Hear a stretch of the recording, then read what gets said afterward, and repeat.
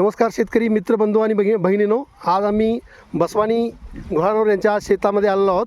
त्यांचं हे सोयाबीनचं शेत आहे. बस्सरगे गावचे महिला शेती गट द्वारे त्यांनी आर्क दशपर्णी आर्क बनवलं होतं. ते या सोयाबीन या पिकाला आता दोन वेळा फवारणी केलेलं आहे. दशपर्णी आर्क हे कीटकनाशक म्हणून काम करते.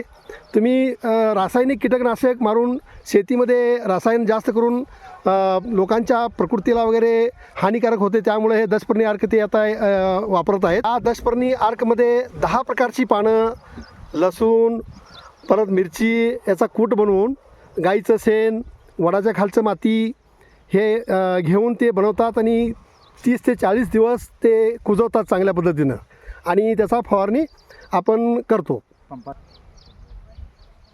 आकडेमधून हां.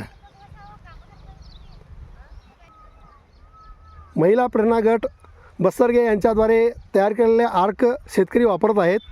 आणि आता आम्ही बसवानी घोळानोर यांना त्यांच्या प्रतिक्रिया जाणून घेऊया की त्यांना हे आर्क कसं वाटलं. बोला बसवानी सर. हे साहेब, सर्वांना माझ्या मनापर्यंत तुम्हाला आभार. काय हो, हे तुम्ही जे आर्क तयार करून केला याच्यामुळे आम्हाला काय हो विशेष म्हणजे कुठल्या प्रकारचा त्रास आम्हाला झालेला फवारणी करताना. आणि दुसरं म्हणजे फवारणी झाल्यावरती आमचा रोग प्रतिबंधक पीक सदृढ आणि निष्कट प्रतिसाद झालेला आहे. त्यामुळे सोयाबीनचं पीक हे उत्पन्न माझ्या मते चांगलं आणि फुल आणि फळधारणा होण्यास चालू झाले आहे. प्रेरणा शेती गटाकडून सेंद्रिय शेतीकडे वळण्याचा हा मार्ग अतिशय सुंदर आणि अतिशय चांगला आहे.